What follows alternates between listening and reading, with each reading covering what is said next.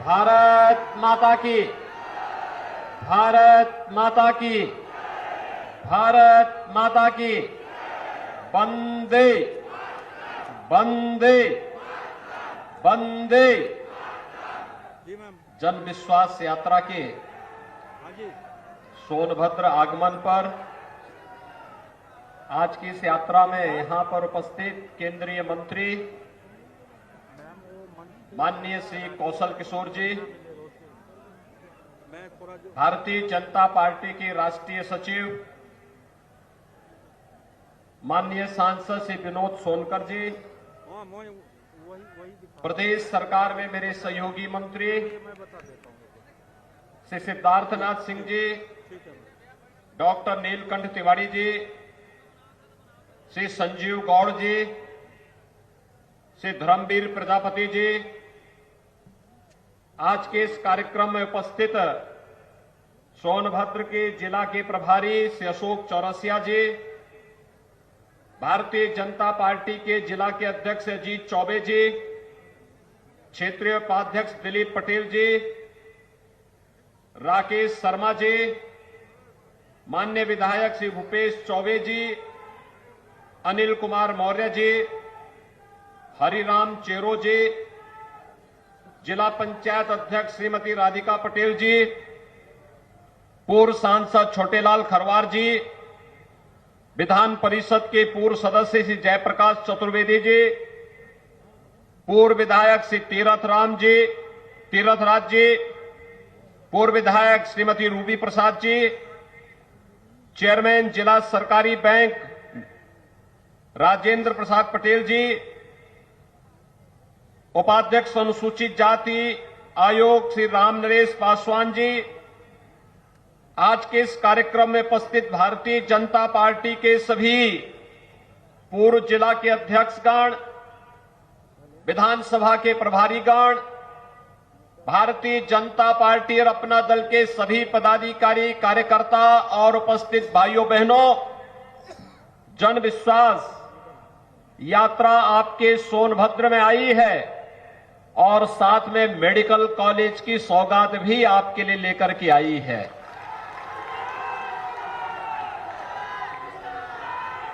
भाइयों बहनों, सोनभद्र जिला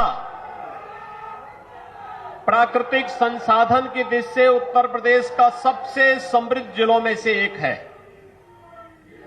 लेकिन प्राकृतिक संसाधनों से भरपूर होने के बावजूद यहां के लोगों को आजादी के बाद से आने वाली सरकारों ने बुनियादी सुविधाओं से वंचित रखा।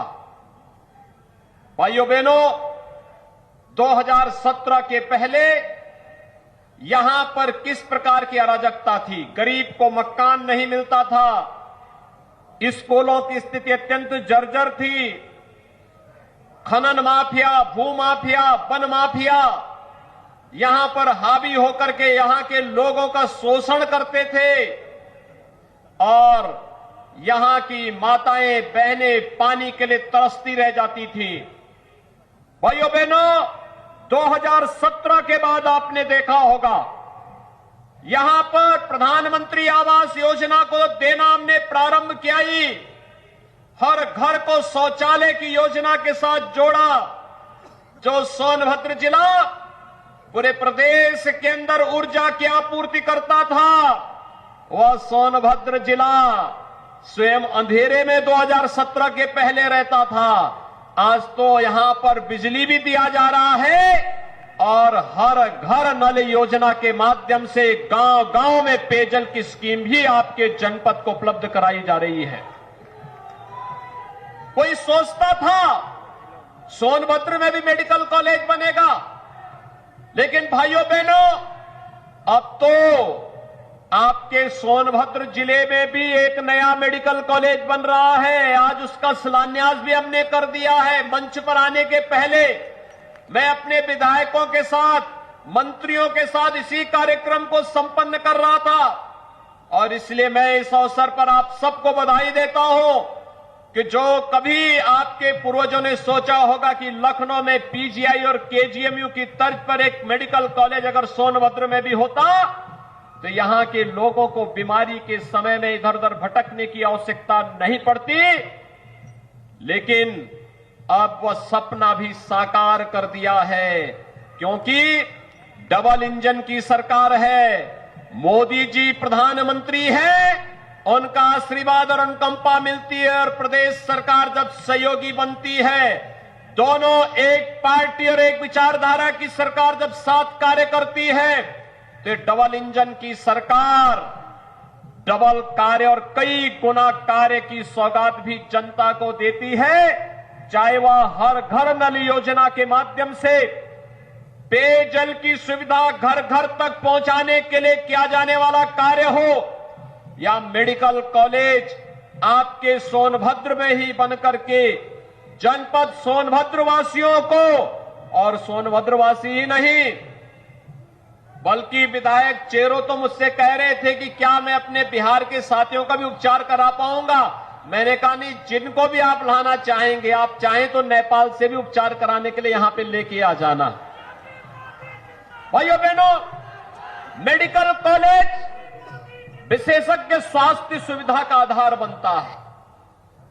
हम लगभग 300 करोड़ रुपए देंगे यहां पर मेडिकल कॉलेज, हॉस्पिटल की क्षमता को 500 बेडेड हॉस्पिटल भी यहां पर बनेगा, अत्याधुनिक सुविधाएं आएंगी सोनभद्र के नौजवानों के लिए, यहां के अनुसूचित जाति जनजाति के बच्चों के लिए यहां पर मेडिकल की सुविधा, पढ़ाई करने के लिए, मेडिकल की पढ़ाई के लिए उन्हें देश के अंदर कहीं भटकना न पड़े, इसी जनपद में उन्हें ये सुविधा प्राप्त हो सके। इसके लिए आज हम सब आपके बीच में आए हैं इस जन विश्वास यात्रा को लेकर के।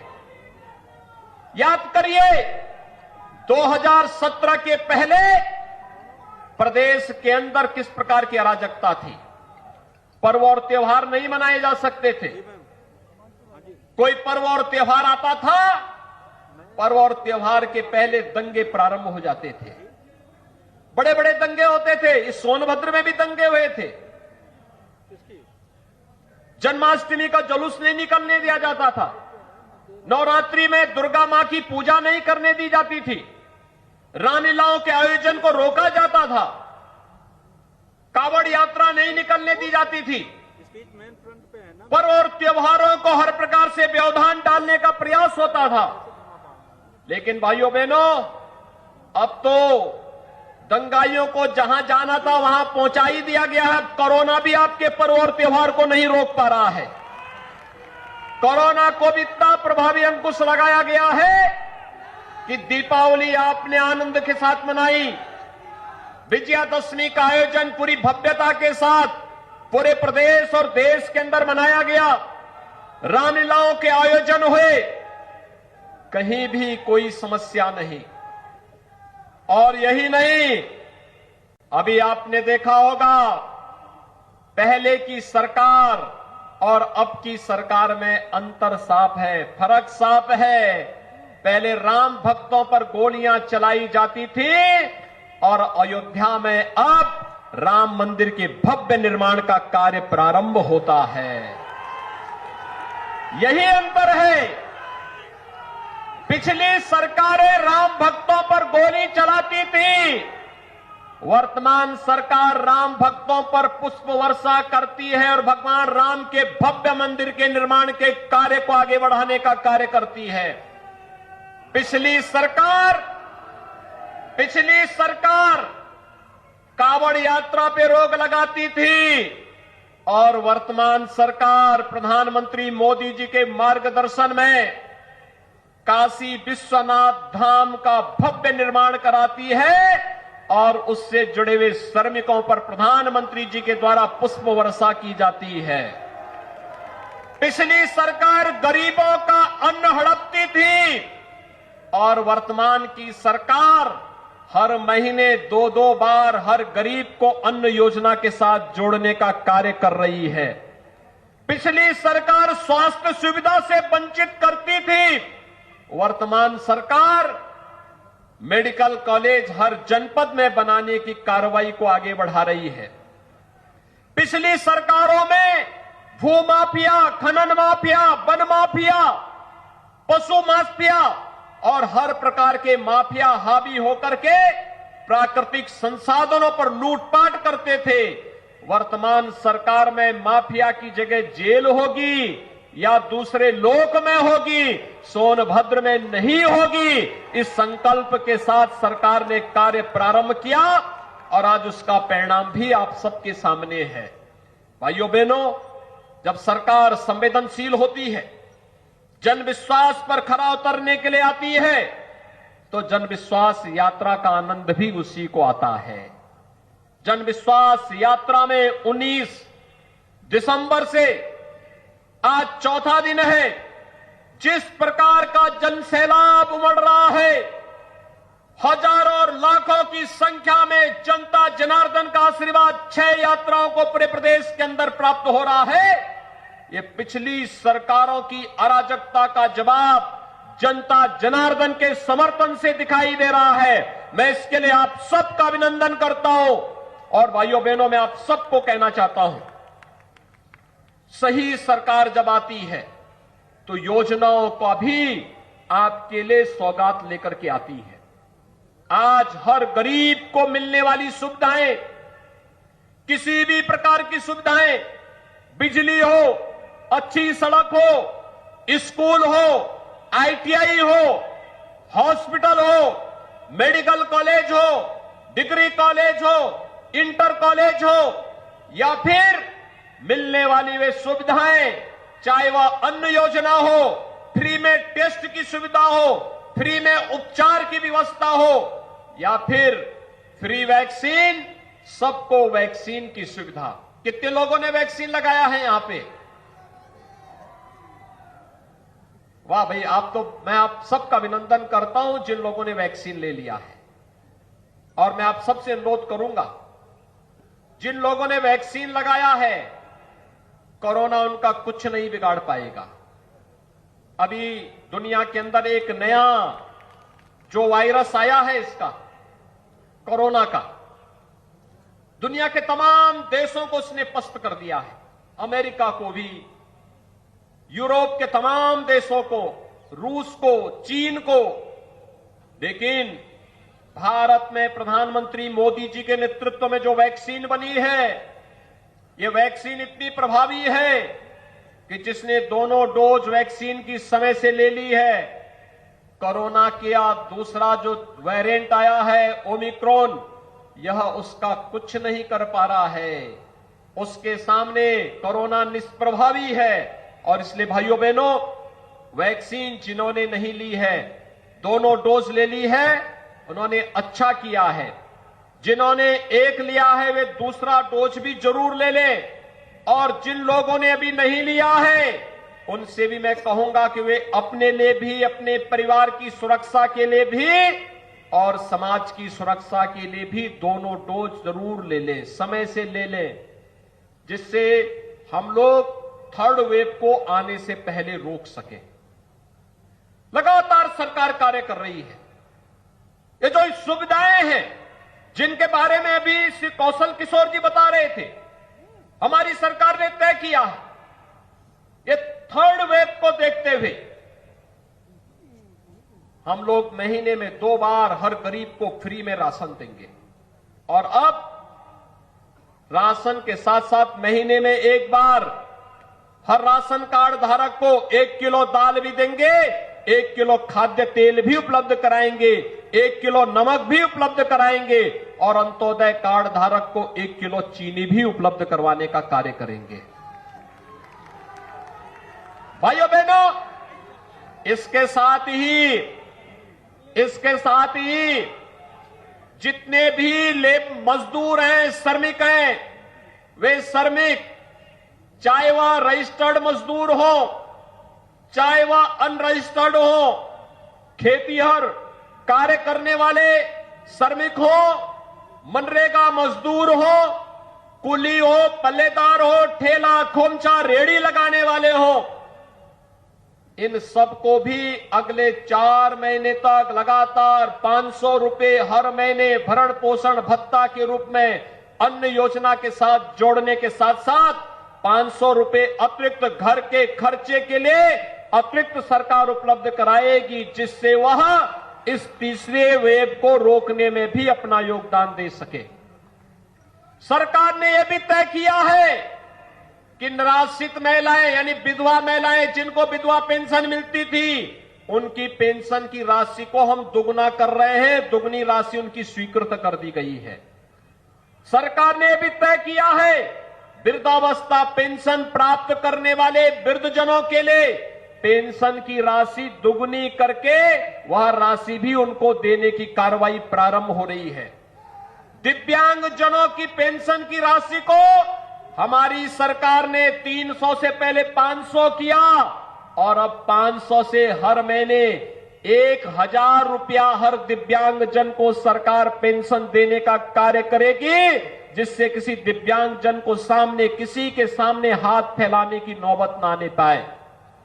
और यही नहीं, कोरोना कालखंड में प्रथम और द्वितीय वेव के समय आशा वर्कर, आंगनबाड़ी, एएनएम इन सब ने बहुत अच्छा काम किया और ग्राम प्रधान ग्रामीण क्षेत्र में निगरानी समिति के अध्यक्ष थे। हम लोगों ने पंचायत प्रतिनिधियों के भी मानदेय में वृद्धि करने के साथ साथ उनके अधिकारों में भी वृद्धि कर दी है। अब उनके लिए अपनी कार्य योजना बनाने के लिए इंतजार नहीं करना पड़ेगा। गांव के विकास की कार्य योजना बनाई, पैसा रिलीज हुआ और विकास का कार्य धड़ाधड़ आगे बढ़ता हुआ दिखाई देगा। विकास का कार्य रुकेगा नहीं, उनका मानदेय बढ़ेगा तो वे आसानी से जनता को सुविधाएं देते हुए कार्य करते हुए दिखाई देंगे। हर ग्राम प्रधान को अधिकार भी दिया गया है, अगर गांव में कोई व्यक्ति बीमार है, कोई उसका देखभाल करने वाला नहीं, उसके उपचार के लिए तत्काल ग्राम प्रधान निधि से पैसा उपलब्ध करवा देगा।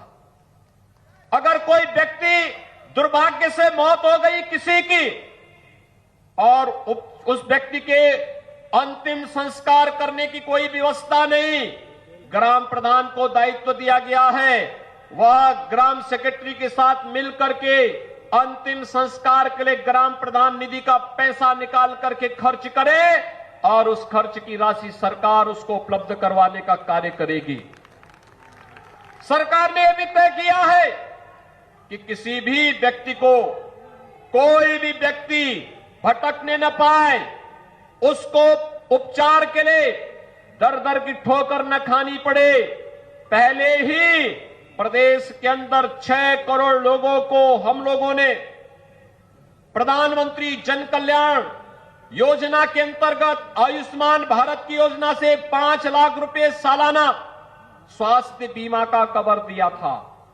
अब सरकार ने तय किया है कि हर श्रमिक को हम इस योजना का लाभ देंगे, यानी उन 6 करोड़ लोगों के साथ साथ 3.5 करोड़ श्रमिक भी इस योजना के साथ जुड़ेंगे और सरकार आने वाले समय में आंगनवाड़ी, आशा वर्कर, एएनएम, रसोइया और जितने भी हमारे अन्य श्रमिक होंगे, स्ट्रीट वेंडर होंगे, इन सबको इस योजना के साथ जोड़ करके कोई भी व्यक्ति उपचार के लिए भटकेगा नहीं।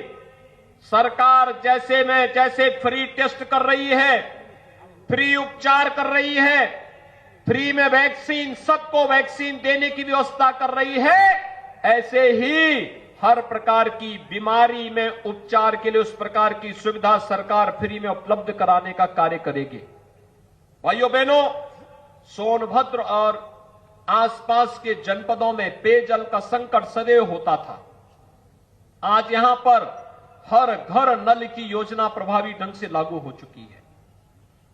हमारा प्रयास है कि मार्च 2022 तक सोनभद्र जनपद के हर गांव में पेयजल की स्कीम लागू हो जाए और पेयजल की स्कीम भी केवल औपचारिकता के लिए नहीं, जो कार्यदायी संस्था कार्य कर रही है, अगले 10 वर्षों तक उस योजना के रखरखाव की जिम्मेदारी भी उसी की होगी।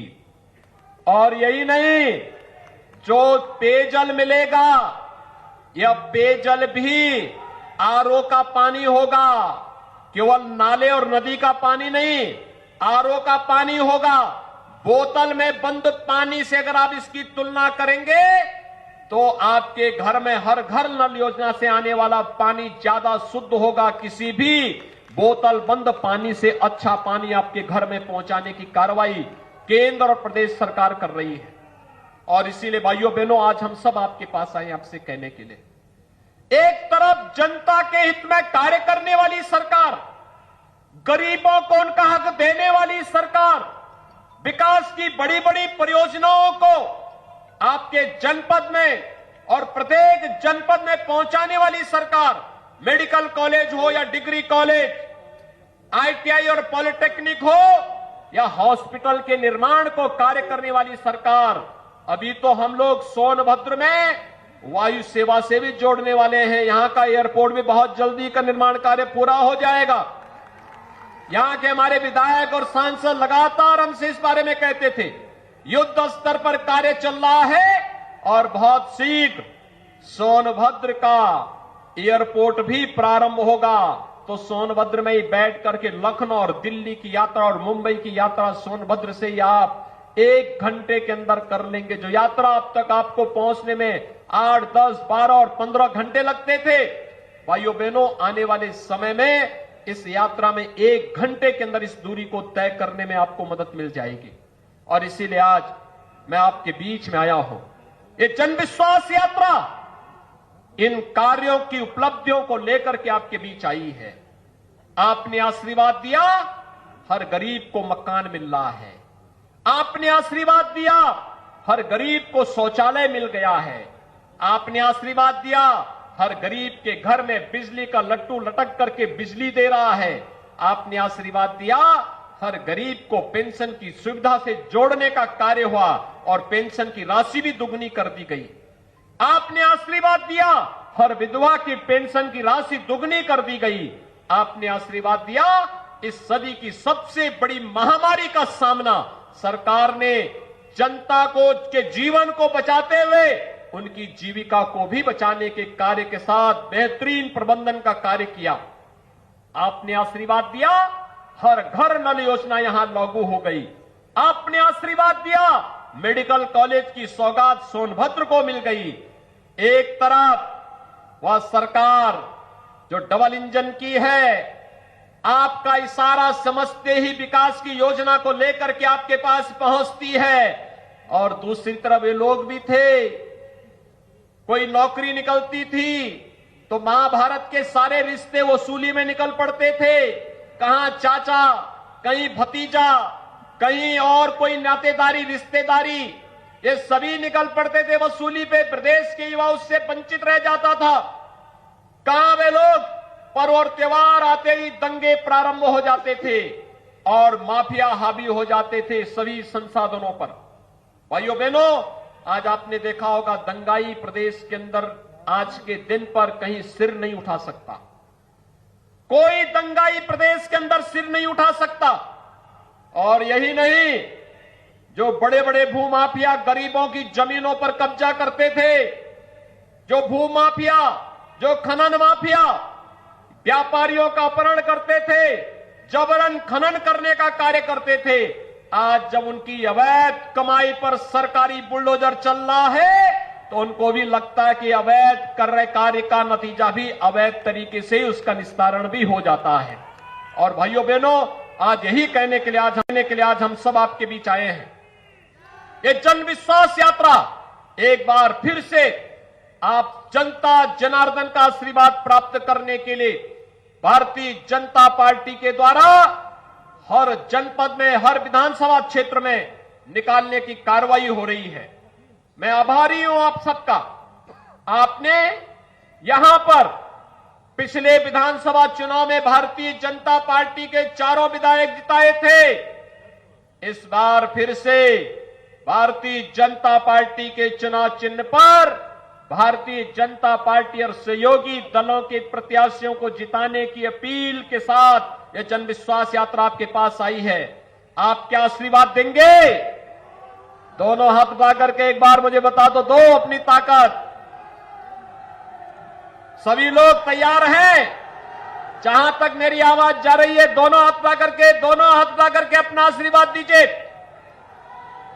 मेरे साथ बोलेंगे, भारत माता की, भारत माता की, भारत माता की, जय श्री राम, जय जय श्री राम।